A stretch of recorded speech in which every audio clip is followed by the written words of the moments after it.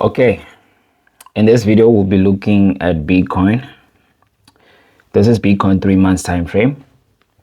So I want you guys to pay attention. This asset is pretty clear and straightforward. There's no confusion on Bitcoin. So let me show you what happened back then up until where it is right now. Okay, what happened is that it gave us this impulse move, right? Then a correction, another impulse move, correction, and we have this impulse move and this current correction. Now we anticipate to see Bitcoin pumping up, right? You can see here on the 3 months time frame, the price action, it's pretty simple and straightforward. So what happened is that it gave us this first break of structure and a pullback. Now this is the second break of structure and a pullback. So this means right now we anticipate to see this asset pumping further up. You see, it's pretty simple and straightforward. For those who are saying Bitcoin is going to zero, they're probably following the influencers online, and you know, influencers, they're very confusing, especially if they don't understand what's going on within this industry. Now let's go to the second time frame, which is the 1 month, right? Now here on the 1 month, you guys, you know that a lot of analysts out there, they've been using the 1 month chart to look at the previous pattern, and they say it's similar to the current pattern. So which pattern are they talking about? This area here. Look at this structure here, right? And look at this current structure here. You can see it's the same. You can see. So they're not wrong. They are extremely right. The patterns are the same. Almost everything is the same. And for me, it also makes sense. So let's break down further, right? Show you what's going on. If you guys pay attention at this level here, what do we call this? We call this an accumulation, this area. You can see. So what does that mean? It's likely that Bitcoin will repeat the same thing, because every asset, when it arrives to a certain accumulation zone, it will also begin an accumulation. This is why you see it playing at the same zone if you're looking at the smaller time frame, right? So this is what we are looking at, right? I think it will accumulate at this zone for probably, let's say, 4 months, 5 months before we can see the big move towards the upside. You understand? This makes total sense. And if you pay attention around this level here, back then, this year, which year was it? I think 2019. This level around between 2019 towards 2020, right? COVID. It was on an accumulation. You can see at this level, right? Then watch carefully. Look at what happened afterwards around this area here, right? Let me show you this level here, which is 2022 towards 2023. What do you call this? Isn't this an accumulation? You can see the areas are the same. And currently, look at where it is. It's likely that it will repeat the same thing before we see the push towards the upside. Because if you guys are paying attention back here, you can see that after this accumulation, it gave us a strong push. You can see it gave us a strong push towards the upside. You can see. So this automatically tells you that, oh, okay, it's likely that Bitcoin will repeat the same thing it did way back then. You understand? All you need to do is to look at the fundamentals and situations that are causing Bitcoin to behave in a certain manner and produce similar market structure or price action as 2020 or 2019 towards 2022 and 2023. You get my point? So now let's continue, right? You guys saw that this thing is literally telling us that anytime soon buyers will be stepping in. So here on the monthly time frame, we can use a tool called trend lines, right, to mark our support side and the resistance side. Let's start with the resistance. Look at this. Look at this.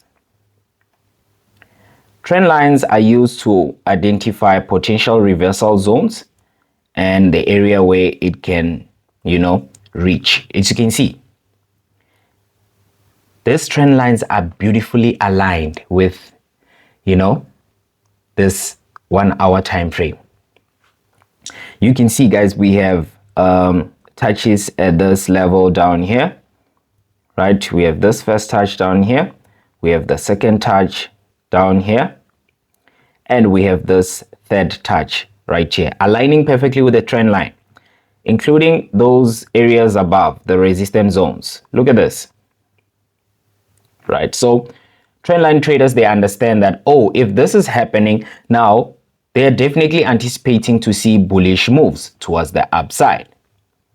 Do you understand? And based on technical analysis, if you guys understand candlestick patterns, right? Let me show you now. So the third thing here will be focused on candlesticks, right? At the current price where it is. And secondly, you can see that wherever this asset is right now, it's also a strong point of interest on the 1 month time frame. You can see that this asset is above this level. What does this mean? It means this level buyers are in charge because it's not below. You can see it's above. This is above this point of interest, right? And you can see these areas here, they are below. You see, every time when the market is below this level, it continues dropping. But now, because the market is above this level, obviously, we anticipate to see buyers continuing with the overall trend, which is the bullish trend, right?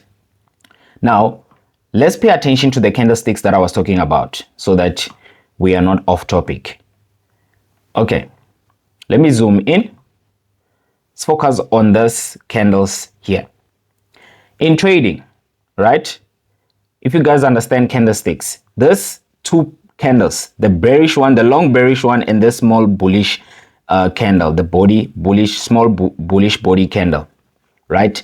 We call these two candlesticks harami, right? When you see a bullish harami on a strong support zone or a point of interest, it's likely that the market will turn back and go up. It's a strong bullish candlestick pattern, right? Telling you that buyers are about to step in. Hence why you see the next candle immediately, it projected that buyers are stepping in, which is this current 1 month candle, because already a harami has already been printed. Do you understand? A bullish harami has already been printed.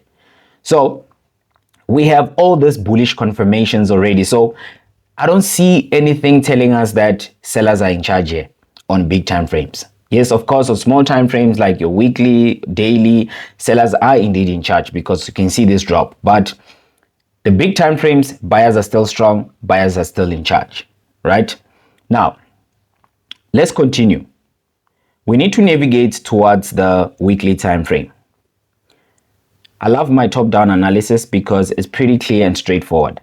Here on the weekly time frame, let me show you what happened when it was dropping to show you what you are supposed to anticipate, right, when it's ready to pump up. When this asset was dropping, every time when an asset drops or it's ready to pump up, it needs to change a character, right? Number one, we have a double top at this level here. You can see. Then we have a change of character at this level here, because we can see that support around, let's look at the number. Which number is this? The price, it's 107,000. You can see here, that level, that's where change of character occurred, right? Or occurred. Now, we had a break of structure after the change of character around 98,000. You can see right there. And you can see that's exactly where this asset gave us a clean pullback of this drop, right? Because you can see here, what happened is that it gave us a strong push towards the downside, changed the character, also broke the structure, then finally gave us a pullback around this level here. Then it continued dropping, right?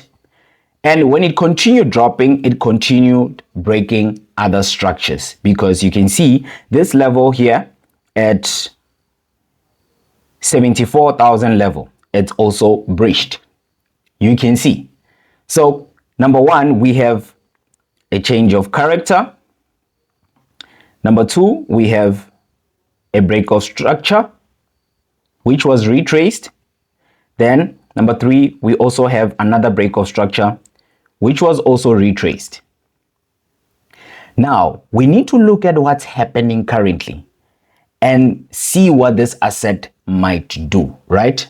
I want you guys to watch carefully. I'm about to delete everything. Let's delete all these things here so that we look at the current price section. We look at what's happening. This is straightforward, simple and straightforward, no confusion. Watch. Let's look at the left. Right, number one, you can see we have this accumulation, right? And it's likely that where it is, it can begin another accumulation, because it already began. You can see how this weekly candles are performing. There's low momentum, right? There's a high chance that it might start accumulating. But within an accumulation, you need to mark the most important zones, which is resistance and support zones of those accumulations, so that you can be able to know what to do if there's a breakout of the accumulation, right? I'll make an example with what happened previously. You can see what happened here is that it was accumulating, but we had this resistance and we also had our support at this level, right?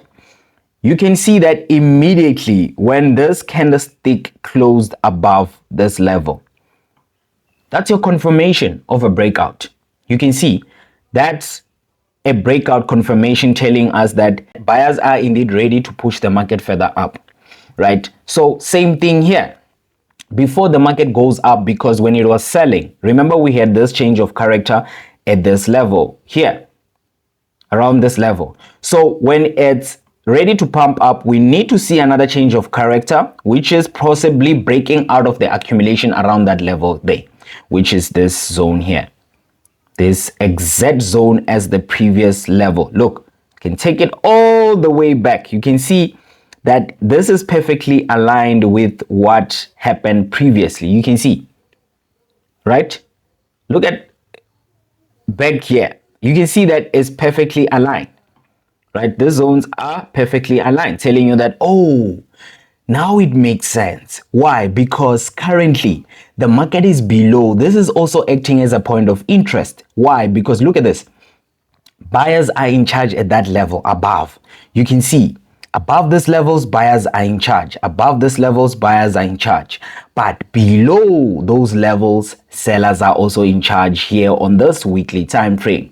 Similar thing as the 1 month time frame. You can see, right? This is a point of interest. This is an area where buyers and sellers meet. You can also call it a resistance and support zone, because that's the level where buyers and sellers are meeting. So right now, what we're anticipating, watch carefully.